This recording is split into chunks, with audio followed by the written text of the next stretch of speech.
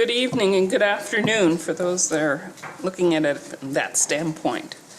The June 14, 2022 regular meeting of the Everett Public Schools Board of Directors is hereby called to order. Director Mitchell will be presenting the Land Acknowledgement this evening. We respectfully acknowledge that we are on the traditional lands of the Coast Salish, Snohomish, and Tulalip peoples. We express our deepest respect and gratitude to the ancestors of this land on whose shoulders we stand. In Everett Public Schools, we strive to create equitable outcomes and build a culture of inclusive belonging for all students, teachers, staff, and community. Thank you, Director Mitchell. Please stand and join me in the Pledge of Allegiance. I pledge allegiance to the flag of the United States of America and to the republic for which it stands, one nation, under God, indivisible, with liberty and justice for all.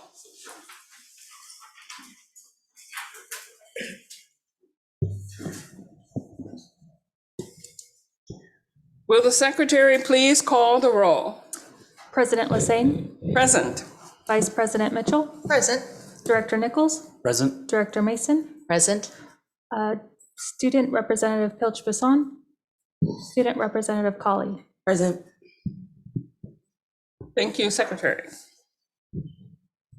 Our first item of business is the adoption of the agenda.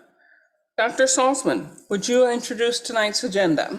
Yes, thank you, Madam Chair, Board of Directors, and the public this evening.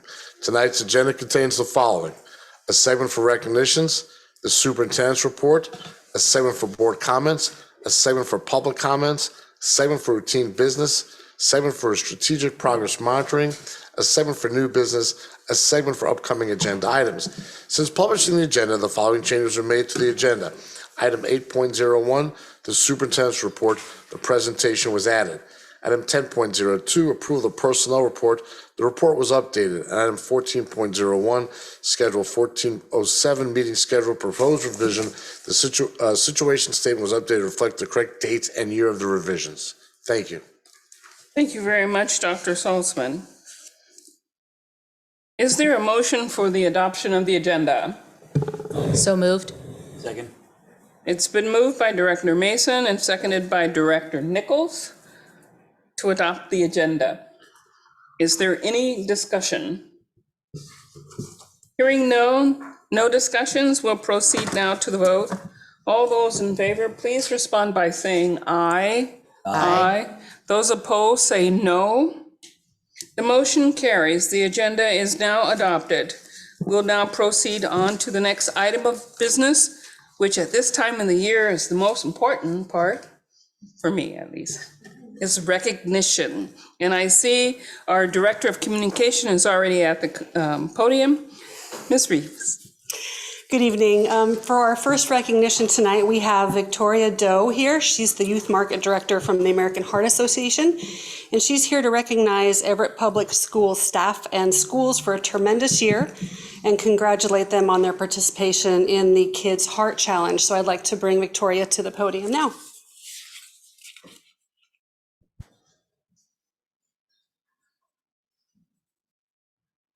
Thank you, Kathy, and good afternoon, Everett School Board. I am so honored to be here today to share my deep appreciation for Everett Public Schools' involvement and engagement with the Kids Heart Challenge program this year. Over the course of this year, your district has become one of the top districts that I work with here in Western Washington. I am so grateful for all the community members, teachers, administrators for helping make this program a huge success this year. For those who aren't familiar with the Kids Heart Challenge program, it used to go by the name Jump Rope for Heart, which might ring a bell. I know I did the program back when I was in elementary school, and I love that I get to work with schools now to bring that program to the students today.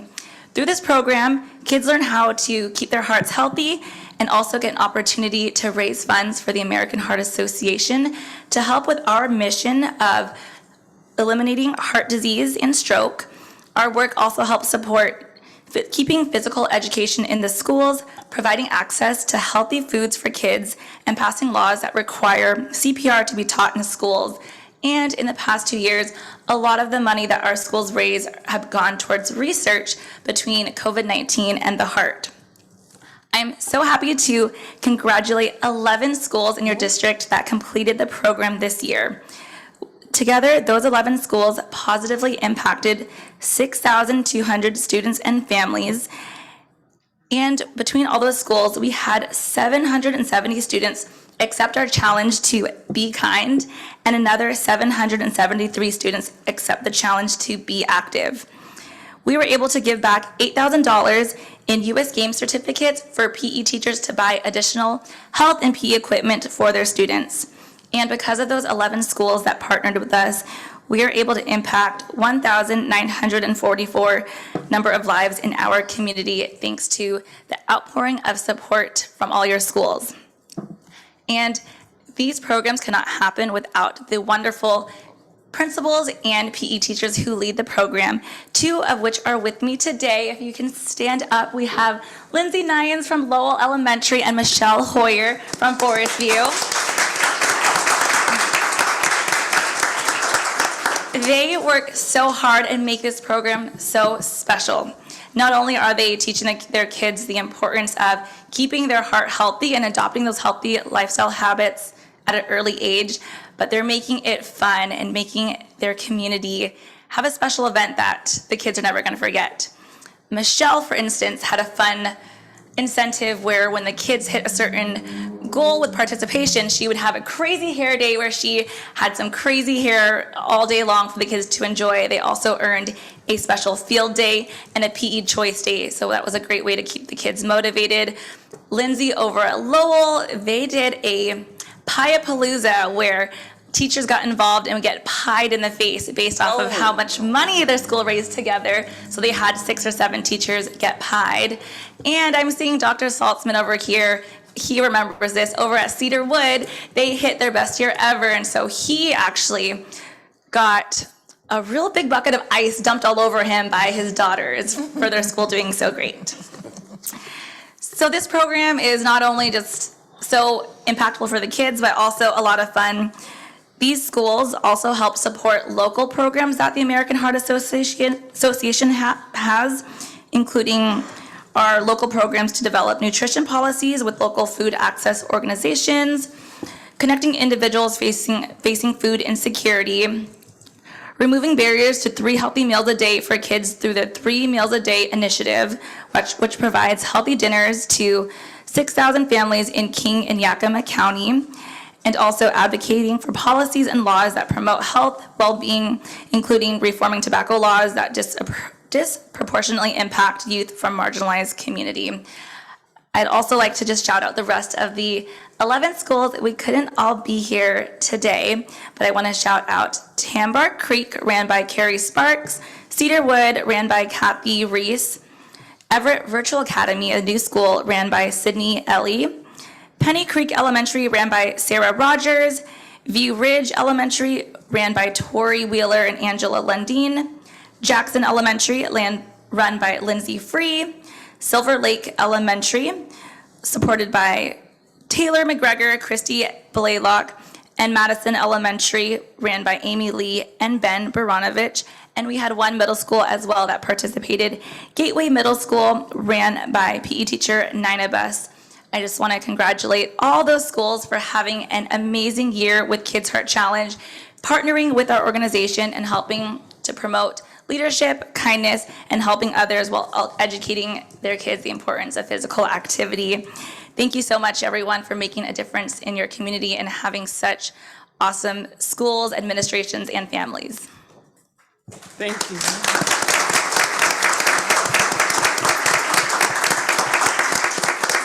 And I forgot, I have one more thing. I have both Lindsay and Michelle, their schools were top 25 schools in Western Washington, so they'll be getting some special awards right after this. Thank you. Yeah.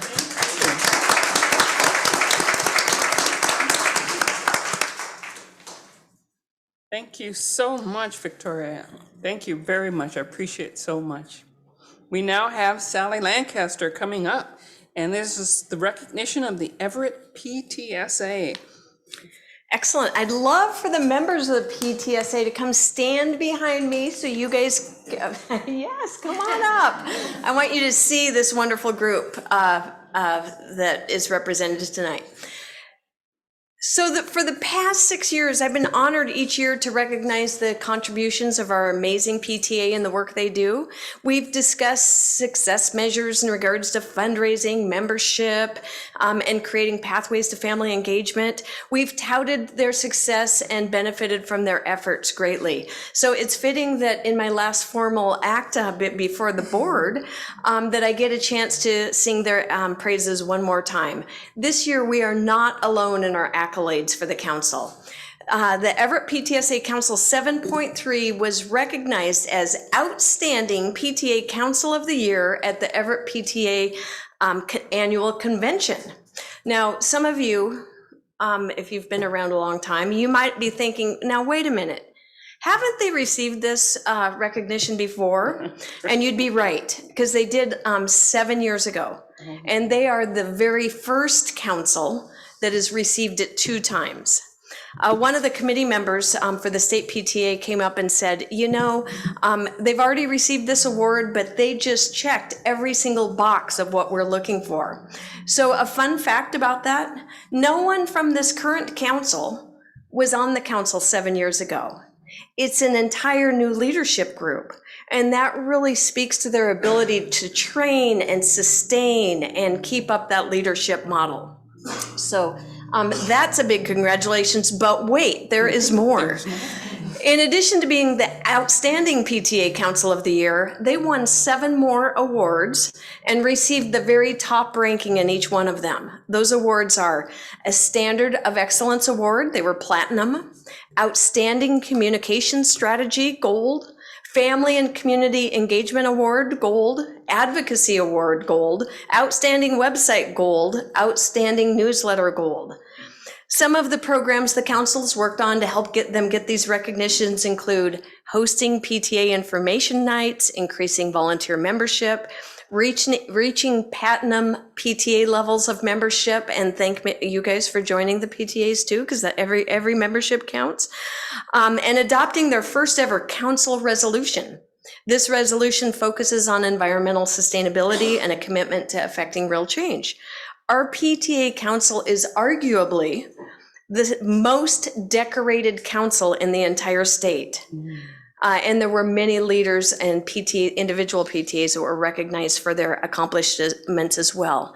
And what every single member that I talked to said, it's not about the individuals, is that we come together as a team and they work together for the good of our children, and they have a lot of fun while they're doing it. So I'd like to give a big round of applause to our PTA council.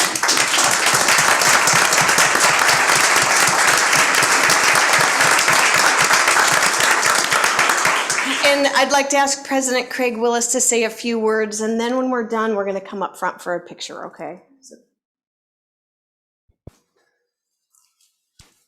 This time I didn't write anything down, and she basically covered it. But yeah, we went into this year and a lot of new faces, a lot of variety of backgrounds, perspectives, and what this group really put together was phenomenal. It was an example for other organizations as well, not just in PTA, but also other areas as well. We really came together as a team. Really stressing not only the fun, but the teamwork and communication and really respect for one another. We did our best to really try to give support to the best of our ability and with the resources we had for our local PTAs in the district. There are 27 local PTAs, and the children and the staff members. We had a great foundation.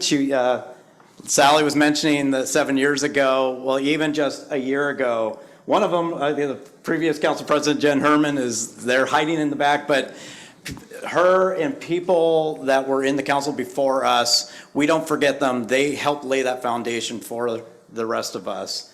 And we couldn't do this not only without the students and staff, but also everyone here today and all the support that the district gives our council.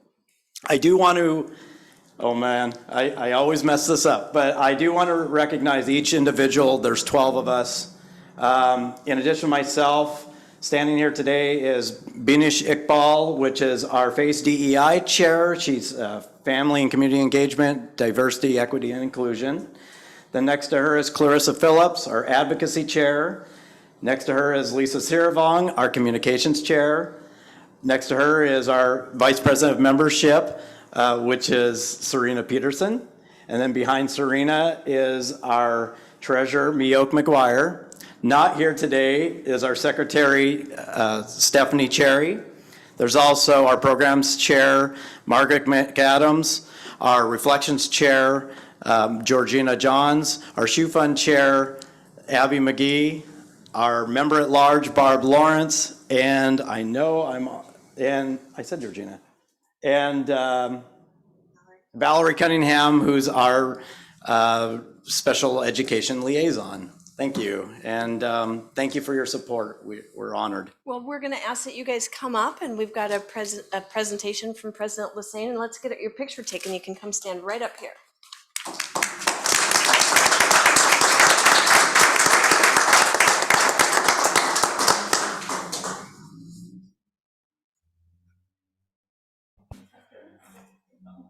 On behalf of the board, Everett Public School Board of Directors, I would like to present to you the certificate of recognition and say how wonderful it is to partner with such an outstanding group. We could not do this work if it were not for you. And you spread yourself all over the district. So thank you so very much. Thank you. Okay, there you go. We call. All right, 1, 2, 3. Christian?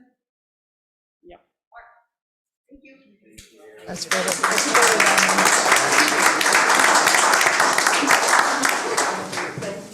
I can't let them walk away without saying thank you for the cookies too, because they brought cookies and coffee to the CRC staff today, and everyone was really happy about that. So thank you, Mio. Thank you. We're going to miss you. Thank you.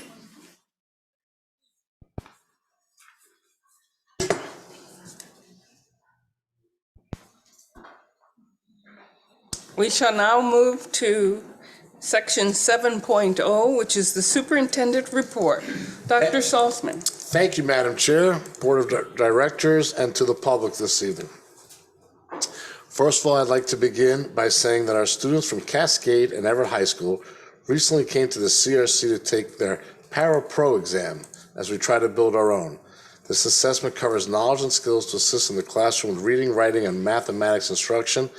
I would like to thank Anthony Anderson and the academic team for doing that for our students. Thank you so much. I know the students truly enjoyed it, and it was wonderful to see. We've had some wonderful multicultural nights at our schools, celebrating our rich and diverse cultures with lots of great food, songs and dancing, and most great attendance. Students shared their stories and information from the displays they created about their countries and customs. Thank you to our equity leader, Joy Odom Grant, and the academic team for making that happen. One of the most favorite events are when graduating seniors go back and visit the elementary and middle schools they attended. The halls are filled with students and staff cheering, and they are great role models for our young learners. And I know that our staff appreciated it, and I know those youngsters did. We honored and celebrated our retirees last week at the CRC. I have to tell you, I was moved by the incredible stories about these amazing individuals. Many years of what they've contributed to our system is just outstanding. And I would like tonight to have Sally Lancaster to please stand up. Is Sally Lancaster here? There she is, okay? Sally Lancaster, 34 years in public education in the Everett Public Schools system. Sally always had a smile on her face and always gave back to the community and to her students. And I remember Sally because she was my tour guide when I applied to be the superintendent here at Everett Public Schools. I asked Sally what she's going to do every morning. She goes, "Don't you worry about it because I won't be here." But Sally, we thank you for all your amazing work in the Everett Public School system. For us and the students, we all appreciate you. Thank you.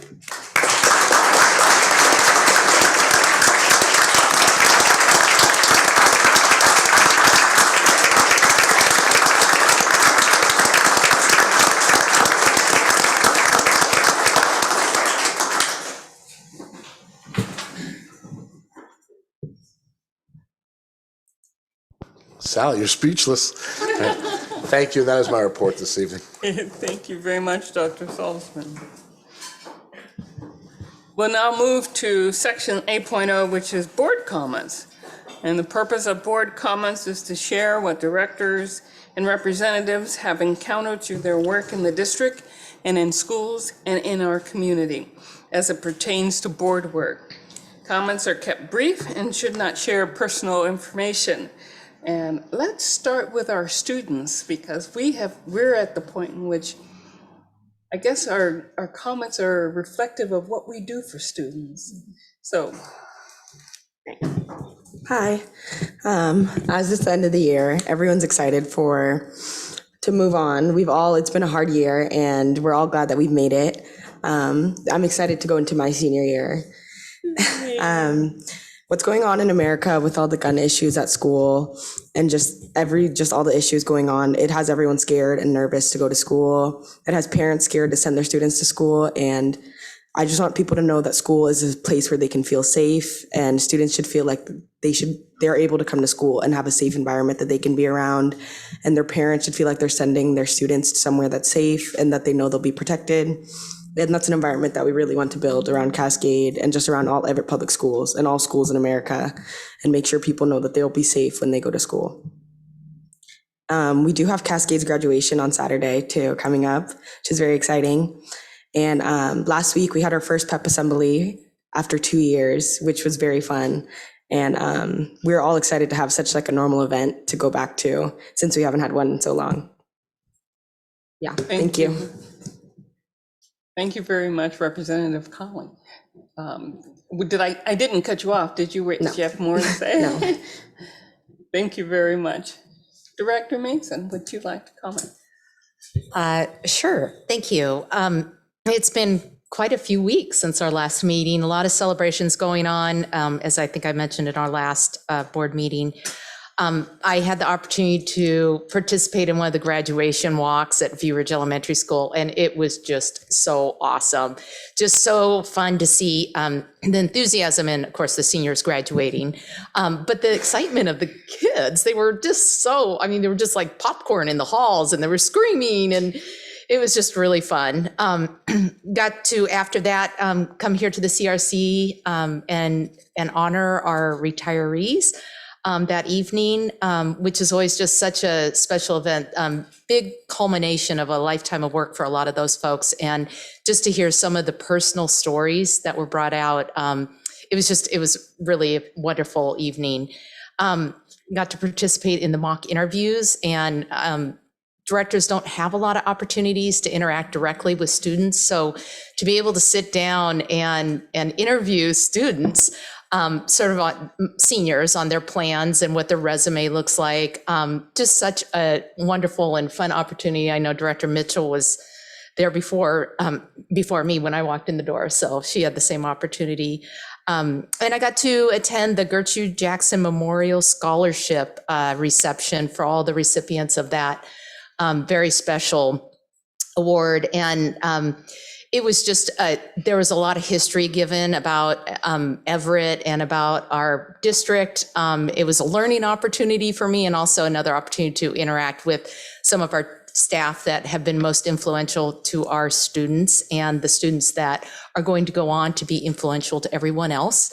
And then the district athletic awards, just really, I would say our best and brightest, but probably our fastest and strongest students. And a lot of them are very bright as well. Again, just to be around those kind of kids definitely gives you hope for tomorrow. And now this week is graduation. So looking forward to Thursday with Sequoia and the rest on Saturday. And again, I always think of graduation. It's such a wonderful opportunity because you feel like you're attending the most important day for so many families, and you get to participate with all of them. It's just so much fun. It's a very special occasion as well. So all good news this time. Just really fun time of year. Thank you. Director Nichols. Yeah, so not as much to report, but just wanted to echo comments about graduation. Super excited to attend those this week. Was also really glad to sit today in special meeting and discuss candidates to take former Director Berg's seat. Congratulations to the 5 finalists there. Definitely was a good, healthy discussion. And we look forward to the interviews next week. Besides that, want to congratulate again the PTSA for just being a phenomenal force in this district, and thank you so much for being engaged. And I think that's all I got. Thank you very much, Director Nichols. Director Mitchell. Yeah, so I just want to begin with just a little reflection of our last meeting, which was several weeks ago, but we had some Jackson High students here that played music, and the first song sort of had a note that I just was like, oh, that's kind of a weird note. But then it was weird. In my brain, I suddenly saw a black and white movie. And it was so cool how music could do that to my brain. And Director Lassane had said something at the time. So I did mention that to the music teacher. And she's like, can I share that with my students? And I'm like, yes, because that's how important music is to our kids. But it was just really cool. And then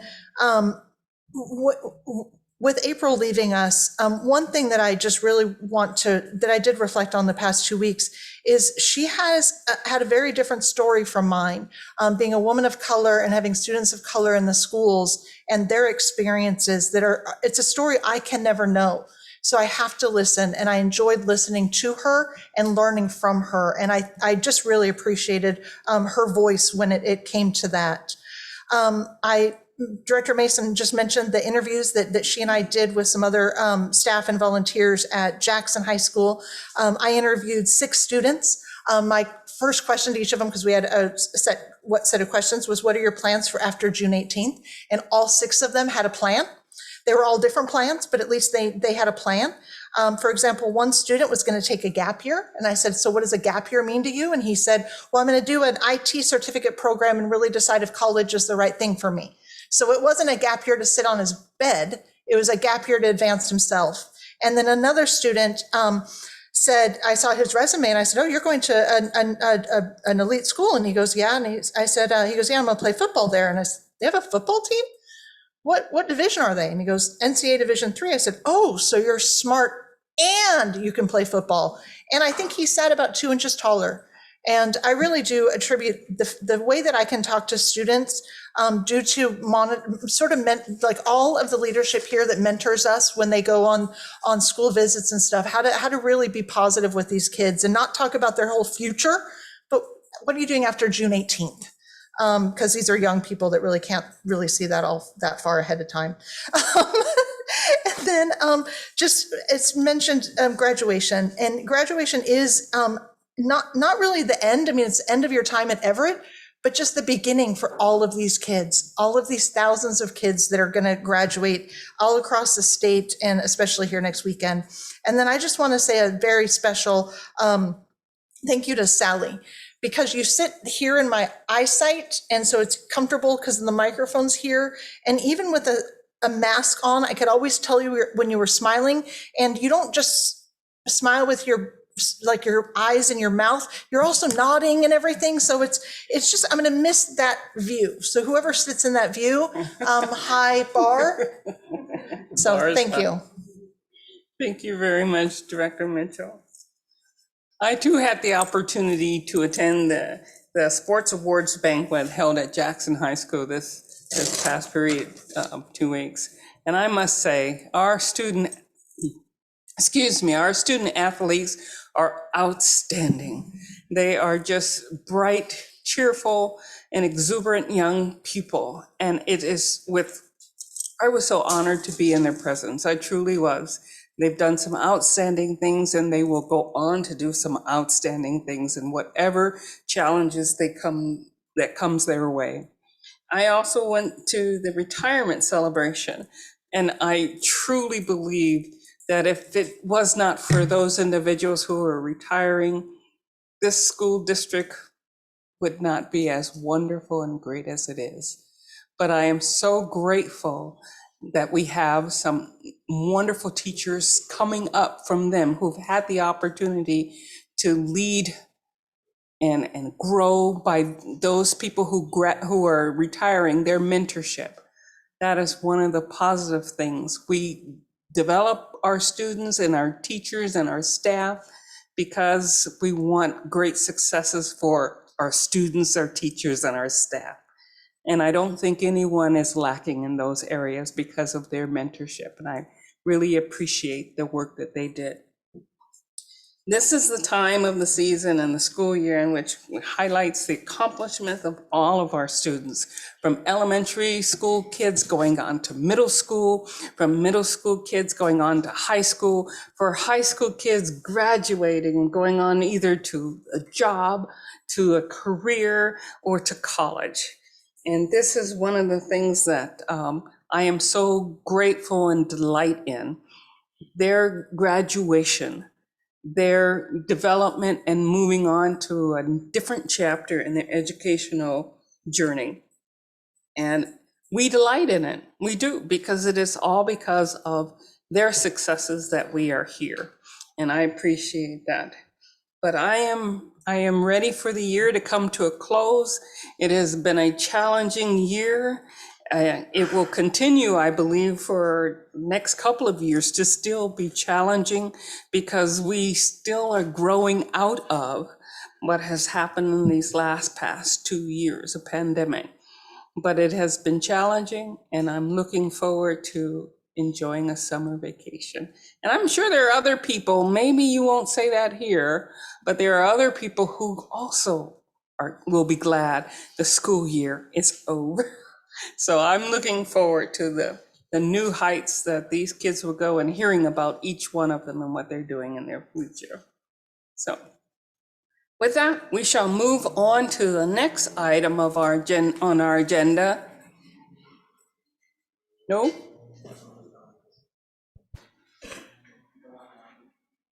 You can't hear me? No online speaker. No, okay, no online speakers, okay. So we'll now go to, we still have an in-person person, exactly. The school board sets aside this time during our regular board member meeting to hear from our constituents. We do this because we value public input and want to hear and understand the perspectives you bring to the table. The public comments part of the agenda is for the board to listen. Just to listen to what you have to say. It's not for debate or discussion. The board members will not respond to individual comments. With that being said, our in-person speaker tonight is Clarissa Phillips from the Everett PTSA Council. She will be talking on climate change resolution. Please step up to the lectern. You do not need to adjust the microphone. There are 3 lights on the lectern. The green light signifies the start of your 3 minutes. The yellow light says you have a 30-second warning, and the red light is expiration of your time. So please go right ahead. Thank you. Good evening. 60% of youth ages 16 to 25 across the world report being very or extremely worried about climate change. Discussions with EPS staff and students tell us that they are also worried about the climate and that they want to see us take action. My name is Clarissa Phillips, and I am the advocacy chair for the Everett PTSA Council. Our council represents 27 local PTAs for a total of 3,982 members. On May 18th, our council membership unanimously voted to adopt its very first resolution, a resolution focused on taking action on climate change and environmental sustainability. This work began last fall when our council was invited to participate in the Green Schools work group. We realized that our council did not have a formal position on climate change. We developed this resolution with other district councils, our council board, and local PTA leaders. This is important to our students, to our parents, and to our teachers. In fact, just 1 week after we adopted it, the EEA passed a motion of support for our resolution. We've provided the resolution to you via email, so I won't go over the details. I do want to say a couple of things, however. Through this resolution, our council has committed to establishing a sustainability board position, supporting local PTA programs, and working with state PTA leadership to advocate for sustainability legislation and funding. We also want to partner with EPS as we build a more sustainable district. We know EPS has already been taking steps. 13 electric school buses scheduled for operation in 2023 is awesome, and we know that more conversations are happening. That said, there is still work to be done, and we have a few asks. We would like to see EPS establish both a leadership position and an advisory council dedicated to sustainability. We also would like our district to develop a measurable implementation plan. We know that some of the most effective strategies are expensive, and we will advocate for funding to support a comprehensive plan once adopted. Our PTAs are boots on the ground for the district, and we can mobilize to generate support for approved initiatives or to find volunteers for advisory groups. I also want to note that research shows that a shift toward a sustainable future will improve students' academic performance, physical and mental health, and over time save the district money.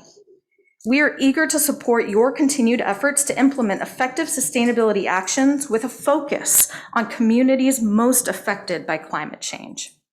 We come to you in the spirit of collaboration and partnership.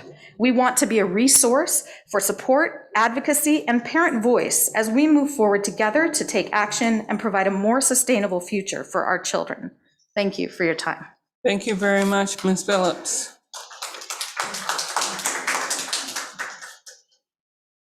We'll now move to section 10.0, which is our consent agenda. Dr. Salzman, would you provide an introduction to the consent agenda? Yes, thank you, Madam Chair, Board of Directors, and to the public. The board's consent agenda includes repetitive business items such as meeting minutes, personnel actions, expense vouchers, surplus lists, gifts and grants, and recurring contracts. Sometimes it includes items that occur less frequently but are of a routine business nature. These items are usually reviewed by the board in the Friday report, 1 or more weeks before the board meeting. This gives directors time to ask staff questions or to consider discussion about the policy implications of those items. The board votes on the consent agenda in a single motion. By its definition, a consent agenda is not debatable. In the case of the consent agenda, the superintendent's office received one question regarding the changes made to the personnel report. The consent agenda is presented as published for board approval. Thank you very much, Dr. Salzman. A motion to adopt the consent agenda is now in order. So moved. Is there a second? Second? It's been moved by Director Mitchell and seconded by Director Mason to approve the consent agenda. Does any director wish to remove an item from the consent agenda and place it in the new business section of the agenda? Hearing no requests, we'll now proceed to the vote. All those in favor, please respond by saying aye. Aye. Aye. Those opposed, say no. The motion carries. The consent agenda has been approved. We'll now move to section 11.0, which is our strategic progress monitoring section. And for today's discussion, I see Dr. Golden is at the podium, and so I shall turn control of the podium over to him.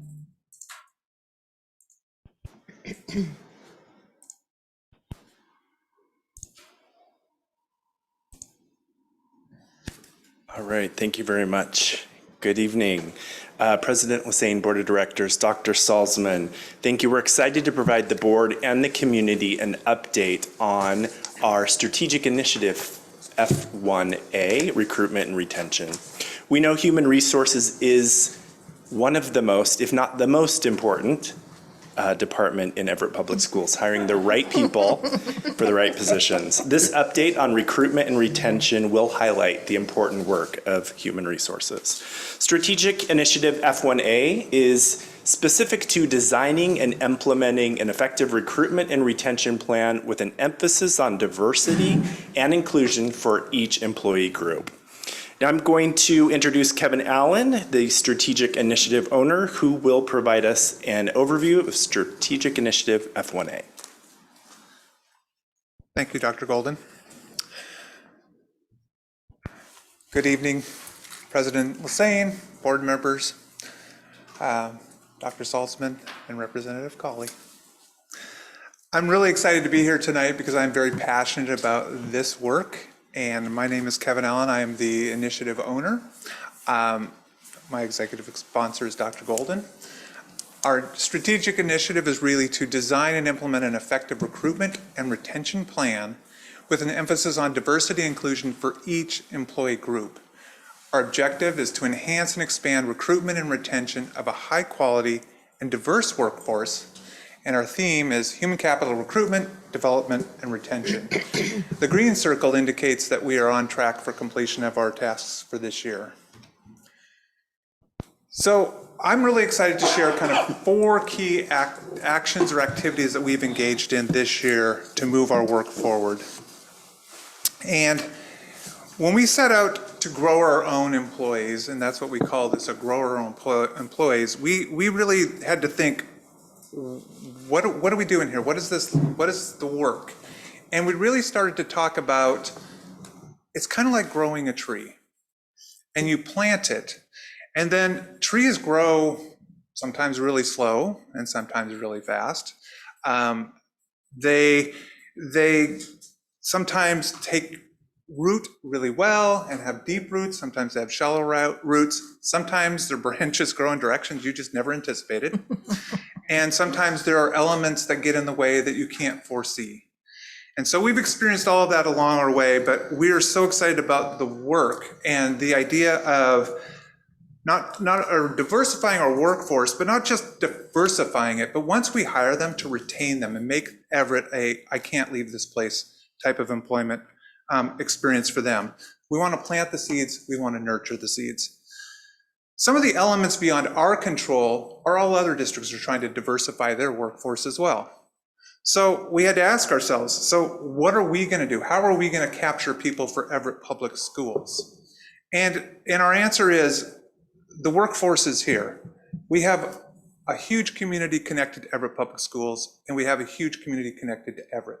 And that's who we're going to tap into to diversify our workforce and grow our workforce in ways that we have not strategically done in the past. One of the places we've started to grow our own employees is at the high school. I mean, we've got our future workforce already in our midst. And so we worked with UW Bothell, and we were able to renew a grant called through the Professional Educator Standard Board, or PESB, something called Recruit Washington Teachers Bilingual Educators Initiative. And with that grant, we were able to help fund our Introduction to Education class at the high school level. This class really is designed to take students that have an interest in education. I think many kids along their career thought, oh, I really want to be a teacher, but don't really understand what that means. This class really kind of sheds light on what that is and the other areas in education that they can access.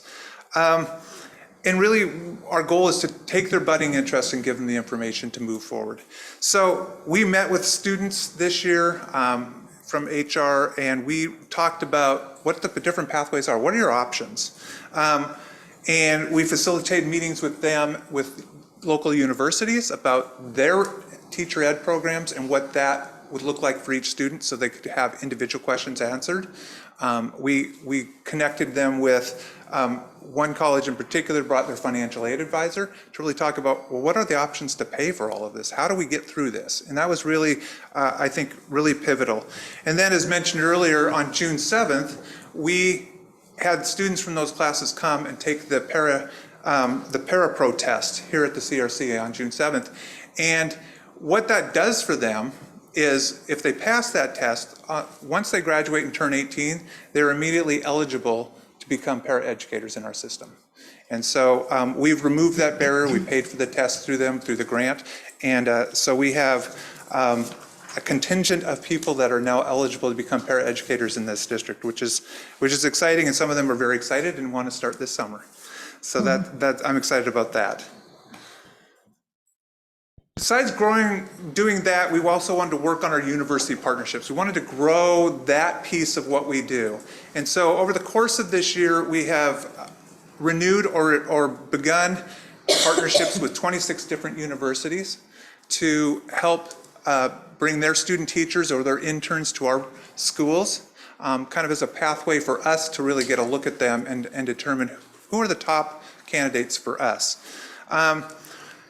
We've worked specifically with Western Washington University through their Everett Community College campus to create a pipeline of student teachers to our system. They're already here. Why not utilize that? We've worked with them now so that students that go to Everett CC will have direct access into the UW or into the Western Washington University program at Everett CC. So that provides an affordable local option for students in Everett Public Schools that choose to exercise that. As I mentioned, we work with UW Bothell to renew our Recruit Washington Teachers grant and provide pathway or information on pathways into the future. We also worked with City U to get a grant, Alternative Pathways grant. We wrote that together and we were recipients of that grant. And that was very exciting. And that provides an opportunity for paraeducators in our system to apply for $13,000 scholarships to help pay their way to get into the teaching ranks. In addition, we do all this stuff to get people here, but what is the experience they're having? So we put out a survey to our student teachers this year and our mentor teachers this year to really get a sense of what's working well, what's not working well, and what should we as a district and a potential future employer do to prepare them to work for us. I think through this work, we feel like we've begun to build a really strong foundation and a strong root system for our work. Another area is recruiting paraeducators into the teaching pathway. When we looked at our data, our paraeducator ranks are much more diverse than our teacher ranks. And we wanted to diversify our work groups. As I mentioned, we want to tap into people that are already part of our system and or part of our community. This was a logical place to start. So what we did with them is we wanted to really know what is the interest, because we didn't know. And so last August, we provided an information session for any paraeducator that wanted to come via Zoom. And it was 130 people showed up to get more information. That's about 25% of our workforce that are paraeducators in this district. So the interest is there. We're really excited about that work. We provided information on the different pathways. We provided information about the different college options that are local, and we answered specific questions to them. We then followed up with all 130 individually to answer any other questions, see if there was anything else we could provide for them. We then visited each school twice this year during lunchtime, so if they had questions, they could come talk to us, and we could answer those questions.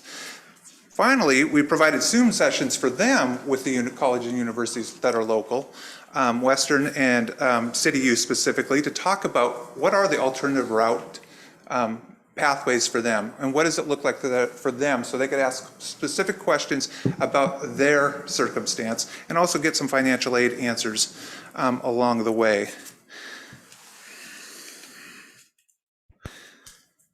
I wasn't nervous till right now. So what are the alternative pathways I keep mentioning? There's 4 different pathways, and they are 4 routes is what the Professional Educators Standard Board calls them, alternative route, the 4 pathways. But route 1 is for district staff, primarily paraeducators in our system, with an associate's degree. So that then they can go into a university program and in about a year and a half become certificated teachers.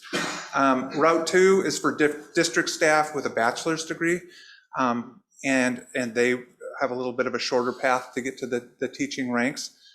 Route 3 is for career changers with a bachelor's degree, and that's really looking at people in our community that aren't necessarily directly tied to our district, but we can provide information and access to the universities, and we have a lot of information because we've informed ourselves. And finally, Route 4 is for district staff with a bachelor's degree and a limited certificate. So we have a number of people in our system that have bachelor's degrees and have gone out to get emergency sub-certificates, which doesn't enable them to become certificated teachers. They can sub day to day, but they cannot have a class of their own, so to speak. And so that's another pathway for them to get the certification to become a classroom teacher.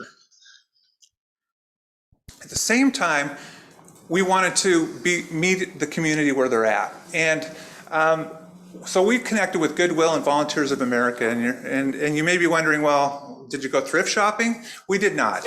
But one of the things, or several of the things that they provide are employment services and information to the community. And so they really work with job training and application type work with people in the community. Many of their clients are dual language or people that have a degree from another country that just don't know how to access work in the United States and or specifically in schools. Typically, each month they shared with us that they have 50 to 100 people looking for work, looking to go out. So what we did was we're starting to partner with them, and we're sending our employment services out to them so that we can support their clients in applying for our systems or for our jobs. We're also working with their employment service people to look at our application process. What are the barriers we're creating through our application process, and how do we remove those barriers so that people can apply and have access to the jobs here? One of the things I talked about is as we move our classified employees or our paraeducators into the teaching ranks, we create a void at the back end. And so for many of these people, we were thinking we could probably fill some of that void with the people that we're working with Goodwill and Volunteers of America. We feel like this helps us create that foundation and create that pipeline that will continue to replenish our ranks over time. As we talk to many people, one of the biggest barriers is finances. That's the barrier for many of our paraeducators. And how do I get to where I want to be? Because I've got a family to feed, I've got expenses, I can't really afford to do this. And so we've worked on a number of things. The Alternative Paths grant for our employees with $13,000 grants for or scholarships. We worked with the Everett Public Schools Foundation. They gave us $5,000 to help people with the application fees, just to get that done. We've also got the grant for Recruit Washington Teachers, which helps us with our high schoolers and them taking the Para-Pro exam, but also funding the class so they can learn about the educational opportunities out there. And recently, we applied for another grant, the Leaders in Education Advancing Diversity, Equity, and Racial Justice, or the LEADER grant. And we're hoping to hear back on that soon. But that is an 8-year grant that will really provide a lot of funds and support for people in our system to get to the jobs they really, really want to have, and we want to support them along the way.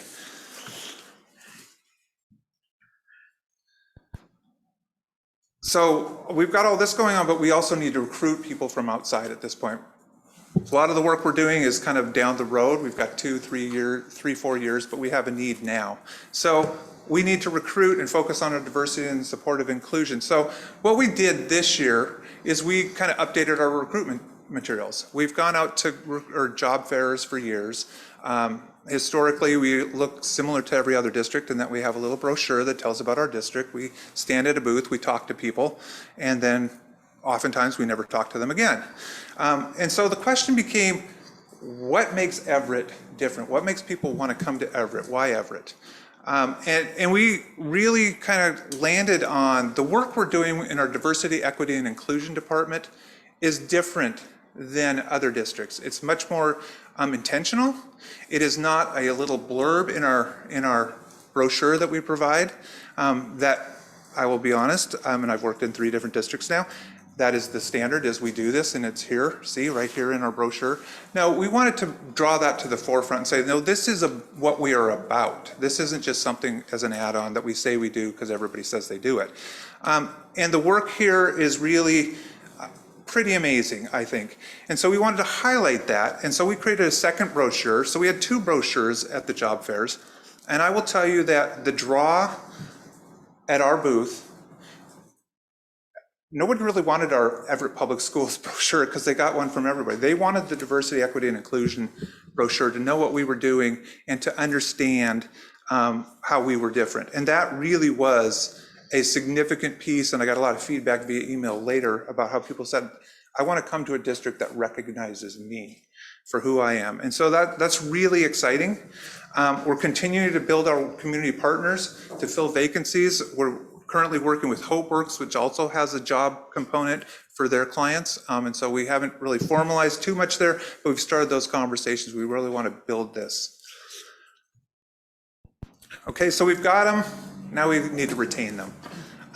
Some of the things we're doing in that area is we're creating problems of practice groups for next fall, community groups. So people that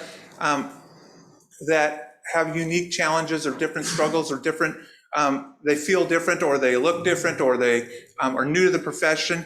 We're creating problems of practice groups for them next fall. And what that does is helps give them a sense of community, which is part of the retention, but it also informs us, what are the barriers? What are the challenges people are facing? And what are we going to actively do to remove those challenges and those barriers to support them here in Everett Public Schools? We're going to continue to grow our retention, our strong orientation program. I feel like we have a pretty strong one in Everett Public Schools, but it can always get better. And we're going to continue to grow our robust professional development programs. What we are doing next year for the first time is we are taking our student teachers and our alternative pathway employees, and we're connecting them with our BEST team, which is works with first and second year teachers. And we're going to kind of beat them to the punch, and we're going to provide them some in-service and some PD during their internship and their practicum to let them know that Everett is here to support them and kind of give them the inside scoop, as it were, that often you don't get till your first or second or third year. And so that's some of our strategic work we are doing with that group for retention. Some of our celebrations, part of it is valuing who we have and recognizing who they are. So you can see on the left, we provided an event on April 15th for our paraeducators to really focus on the work that they're doing and the impact they have on students. We had a guest speaker come in and talk to them about the importance of their work and the impact that they have, which was very well received. And then you can see 3 of our recipients for the $13,000 grant from CityU. They got their certificates and they will be starting their classes, I think, July, and they will be certificated and ready to teach a year from now. And so that's pretty exciting. Performance measures. This is simply one measure, but it is, I think, telling of the work we've been doing and the difference we're gradually starting to make. We have a lot of work to do, but we're making strides. On the left, you will see the gap between teachers and students of color. You'll notice that in 2021, we had 10.1% of our employee group, or our teaching group, was staff of color. And our students were 54.9. You'll see that this year, we had 12% of our teachers were staff of color, and our student group had grown actually to 56.3% of our students are students of color. The difference, while our students were growing and our teachers were growing, our teachers actually grew at a slightly faster rate, and we closed that difference a little bit. And that's exciting because that's the direction we want to go. We've got a lot of work to do, but I'm pretty proud of that work this year. And as I've talked about the paraeducators and the alternative pathways, you'll notice on your right that the paraeducator group was 19.1% last year. This year we're up to 24%. 1/4 of our paraeducators are staff of color, and that is our pipeline to diversify our teaching workforce. So that's really exciting, and you can see the difference shrunk there as well. So we're really excited about that work. We're really excited, and I have an amazing team working with me, and we look at these numbers, and every day we just kind of smile at the work we're doing and that we're continuing to make a difference. So what are our next steps? Well, I just showed you some data, but our data systems, to get that data wasn't very seamless. It took a lot of counting and a lot of different things. And so we really want to get just-in-time data where we have access to the diverse workforce we have, who's coming, who's going, all those kinds of things. We're really working on streamlining that data system. So if you asked me on a given day, how many staff of color did we hire this month? I can tell you that by a click of a button. Right now, that's not doable. I can probably get it to you in a day, but that's not quick enough. We want to be able to access that immediately. And we've got some things in the works that are really exciting to get some of our HR systems talking to each other, so that data will be readily available. As I didn't mention, but this year we have been short of paraeducators all year long. We have had a gap between what our need is and what we've actually been able to hire. So on August 15th, or 17th rather, we are having a job fair here at the CRC for paraeducator classified employees. And we were advertising on the Aquasox sign on the main street. We're getting flyers out. We're on our webpage, LinkedIn, those kinds of things. And our goal with that event is to be fully staffed by the first day of school. That is our goal. And so we're working hard to make that a reality. We're going to continue to strengthen our pipeline connections with our universities, with our community partners. And then we're going to develop even more strategic retention practices. Some of that is we've been working with our some of our teacher groups around exit surveys, and specifically our staff of color. When they're doing surveys with all of our staff of color, and we're going to sit down with them and look at what they're learning. What is that telling us? And we are putting together an annual survey to gather data from all of our staff, but specifically from our staff that are diverse, to find out what's working in Everett for them, what's not working in Everett for them, and then what are we going to do to change that. And so at that point, I'll turn it over to Chad. All right, thank you. I'm going to give you a quick update on our administrator recruitment and where we're at. So when a principal announces that they're going to resign or retire, we conduct a site analysis for stakeholder input. That's nothing new, seeking input. What is new about that is the way we integrate it into our process. And so some of the things we ask the staff, what are the skills and qualities you'd like to see in your principal? What are some strengths of the school? What are areas of growth for your school, and anything else they'd like to share? And on the slide, you can see some of the examples of some of the input we receive from staff. They say clear communication and expectations, someone who listens, genuinely listens. Some student input examples: make everyone feel welcome, to be involved, good listener, open-minded, flexible. We, for approximately 3 years, we've used a targeted selection process. Targeted selection is a method to match the candidate with the best skills to a specific leadership position. Targeted selection is research, evidence, and standards-based. It's coherent from start to finish, and it allows a candidate a fair opportunity to show their authentic self. When we step back and look at the whole process, we review and refine the job description, the standards. We use the stakeholder feedback, that input, to inform what those scorecards are. What will our outcomes be? The process includes behavior event interviews. And behavior event interviews are 3 types of prompts: performance, where they may role play. There might be teacher observation and feedback. There could be on-the-fly review of an artifact. The second is evidence or sharing, where they may debrief plans, agendas, or evaluation forms. They might unpack the vision, mission, and goals. And the third is the interview, where we probe their past experience or behaviors and informs what we're looking for. The interview panel then uses that information connected to the outcomes that were defined.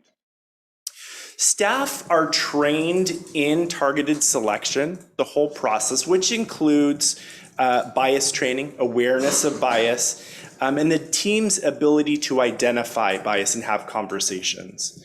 The process of targeted selection has clear criteria. We define it in the scorecard. There's consistent interview prompts, opportunities for the candidates to refine their responses as the interview panel probes and asks for details. And then at the end of the process, the panel has a discussion of the evidence that surfaced and connects that through quotes or different content that was shared to the outcomes that were defined for the process. As we look at administrator recruitment, an important aspect for us is recruitment of administrators of color. And here on the table, you can see 2021, 21-22, and a projection for 22-23, with about 36% certificated administrators of color.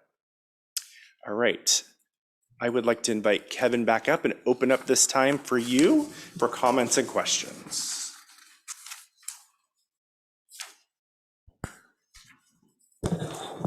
Directors and student representative, would anyone like to start with a question? Yes, sir, Director Nichols. So just a few questions about recruitment specifically. So I think traditionally, if I remember correctly, the reason we haven't had as high rates of people of color as staff, whether certificated or not, here in this district is that we haven't had a lot of applicants from those pools. Is that correct? So have we seen, since we've started doing these things, have we seen the number of applicants that identify as people of color, Black and Indigenous, differently abled? Are we seeing increases in those applications through any of this work? I would say the answer to that is yes, and that is evident by our hiring at this point. But it's been a unique year with regard to that as well, just the nature of our hiring in COVID and those kinds of things.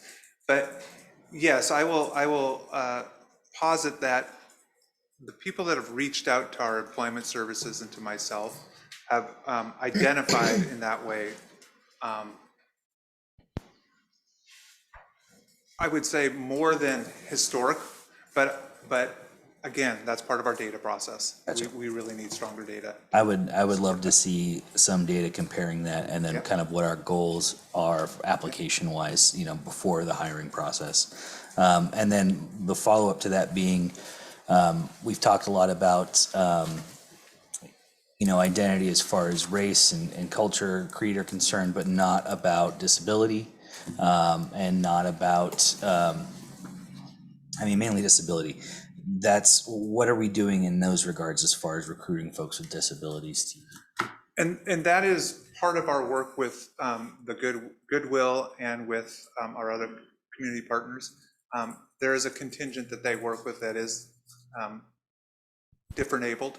And so we're working with that, and we're looking specifically at what jobs, as we work with their employment services, what jobs would fit their clientele that we can offer. And there's an interest in that. Yeah, and I'm not necessarily talking about, for lack of a better word, menial labor jobs. Like I understand that. I'm talking about like in the classroom, in administrative positions. Are we doing anything to go out and recruit folks that maybe traditionally wouldn't think that they have the ability to do that? If not, let's add it. All right, Are you finished? Because I'd love to piggyback on that question. That was sort of around my question is, as we're looking at this, it's teachers, paraeducators, and administrators of color, but we have a very diverse group of students in our district that come from different cultures and backgrounds that are not people of color. And my question, the ones that come up quickly are Russian and Ukrainian. And of course, having staff and teachers and administrators that experience their culture or can relate to them, especially at this moment in time, would seem very important. How do we get to those kind of recruitments where it's, you talked about disabled, and I'm just asking about other, and other populations as well. Oh, I can speak to, well, at least administrative, where I'm spending most of my time recruiting and interviewing. That is happening. The candidates are out there. We still need to recruit, but one of the administrators coming in, starting in our school district this year, is someone much like you're speaking about, that comes from Eastern Europe. And I've heard about her because she is the one, but I guess really what I'm asking, is there a strategy, embedded in the work you're doing to recruit more of these people as well? Well, I think a big part of our process, and and looking at how we not only screen, but provide opportunities for applicants to show their authentic self. One of those big steps has been targeted selection, where we provide that opportunity to not only hear from them and their experiences, but probe in different ways for them to share examples that we would not hear if it was one-sided. Asking questions, they respond, they don't have an opportunity to expand or probe in any way. Yeah. It Thank just you. looks different. Yeah, a lot of great work here. Thank you very much. Director Mitchell, do you have a question? Yeah, especially about trying to get more diverse teams. That a lot of organizations in this area are trying to do that, but one thing that we lack are a lot of services and knowledge out in the community and support in the community. So, I mean, I know we can't really control that community, but it is, how do we, I mean, I believe we have affinity groups, but how do we make sure we have strong affinity groups for bringing those people in? And those is the wrong term, diverse people in, sorry, that was a wrong term of speech. And just to give them the support for retention. So it isn't a person of color that comes here and goes, oh my gosh, this place is really white and Asian, and I don't fit here. It really is, no, you can fit here, and we're gonna make sure you fit here, and we're gonna invite you to the community and make sure the community likes you. And then the other thing that I've been hearing a lot about too is is having, especially affinity groups for the, that include some brave spaces for people that are not of color to understand the diversity that's coming in and to talk about, best practices or struggles. If you're not, you're not used to working with somebody with a disability, you're not used to working with somebody like that, how do you have brave spaces even for people to come so that they feel like they're still a part of this? So retaining people as we continue to change our staff look, I think just continue to look at those, and I'm presuming that is what you guys are doing. Yeah. That's more of a statement of proof. There's been a lot of work, but we've made great strides. We have a lot more to do. Yeah. And then the last thing is that I did send to Chad a book that I read by Marcus Buckingham called Love and Work. And he actually talks about teachers and how teachers don't love work because they're not part of a team. And I would like to correct that writing, because we heard at retirement a teacher from Everett saying this is the best work. And the fact that our staff does work as teams, and that they're not going to come in here as an individual. They come in here as a learning group and a learning community. I think any way that we can share that they're not alone, I think it's wonderful what we have here in Everett. Great. I'd like to comment, but I'll wait for student rep. Collie, if you have any questions, no questions. I would like to piggyback on what Director Mitchell had just said. And I understand that your presentation was on growing our own tonight. That was the focus. And I would like to piggyback on what she said, because that's what I was going to ask the question on, is what are we doing to provide the necessary resources and support once we have attracted them to keep them here, to retain individuals. And what I'd like to see in the future is some type of presentation that documents that, the things that we are doing, how we help them to engage in the community, how we help them to bring the community in here to see them.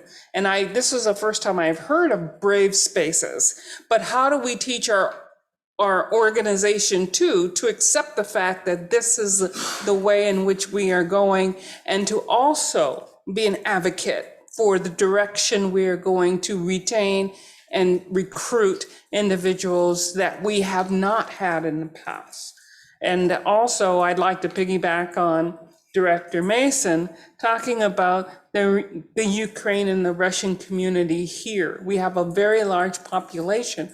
What are we doing to assist them also in getting the support and resources they need to ensure that degree that they received over in the Bolshevik University or wherever, in the Kiev University, the Bolshevik being the dancers, the arts, the arts, and the Kiev University that says that they can teach chemistry or physics or mathematics or whatever. how do we make sure that they can get the right certifications here quickly? So it's not 10, 15 years down the pike for them, which I've heard. So it would be nice to hear about that in the future in support of this direction that we're going here. So Great, thank you. thank you. President, let's say just one final thing, and I meant to start with this. Thank you for this presentation, right? From my first meetings here with HR when I started on the board, this was one of the programs that I was most excited about. So seeing it really come to life and really get in the swing of things, getting our students involved, those things are great. And so I don't want this to come across like we're like, well, what about this? What about this? What about this? Yeah. You Not know, at this all. is good stuff. We want to see more of it. We're excited for the data that you're going to be bringing us, you know, incoming reports. So keep up the good work and thank you very much. Thank you. That is a true statement because we've always supported growing our own. And that is one of the best things we could do. Thank Great. you Thank so you. much.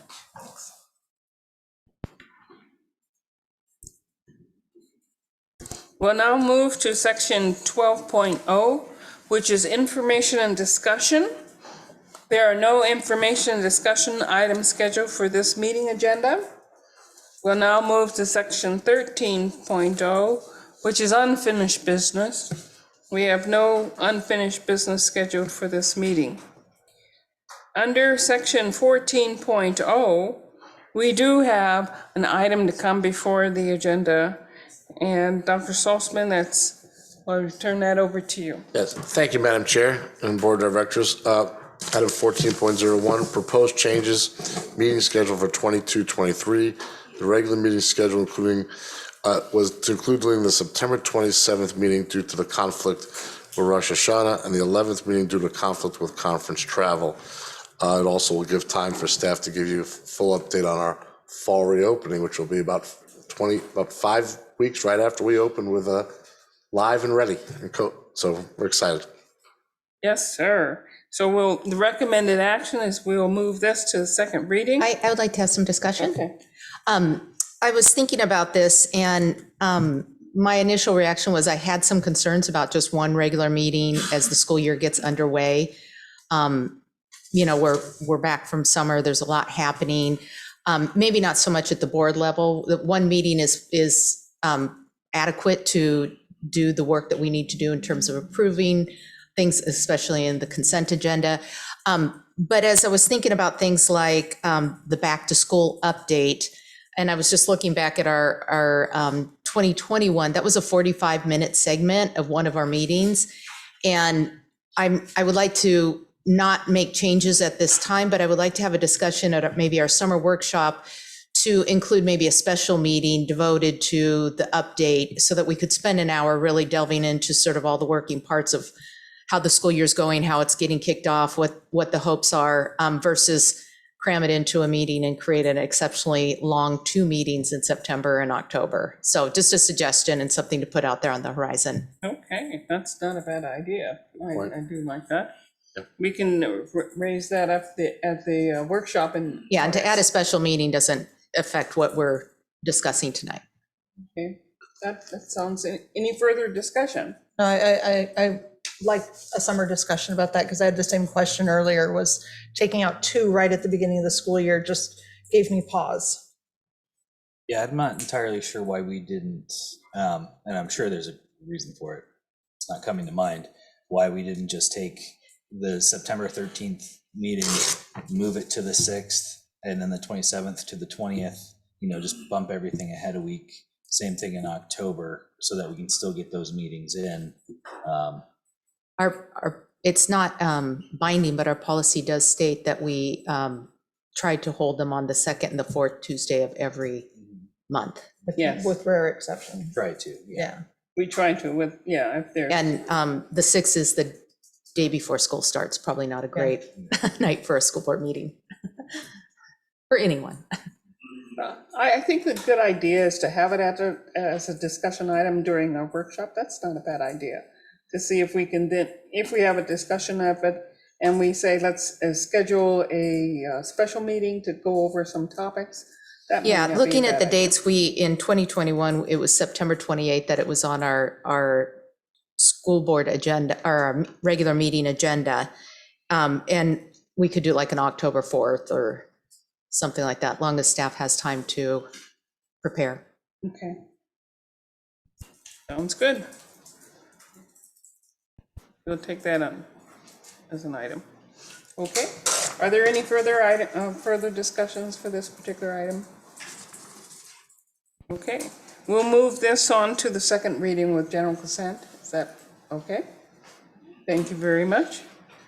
Now we'll come to section 15.0, which is upcoming agenda items. Dr. Salzman, what's planned for our upcoming agenda items? Thank you, Madam Chair, Board Directors, and the public. At the June 16th special meeting, the board will conduct the Sequoia High School commencement. At our special meeting on June 18th, the board will conduct our commencements, which we have 3. At the June 21st special meeting, the board will conduct the school board director finalist interviews and selection. On June 28th, 2022, the regular meeting, the board agenda will contain the following: recognition of graduation student representative as we honor her.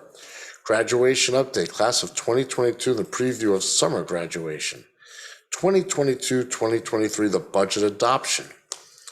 Comprehensive school counseling program. Board workshop planning. Discipline Appeal Council 2022-2023. Ptsa limited use permit. Imagine Learning contract and Springboard contract. Thank you. Thank you very much, Dr. Salzman. We'll now move to section 16.0, which is executive session. There's no executive session plan for after this meeting. So we will now move to item 17.0, which is adjournment. I'd like to say, let's see you all at graduation.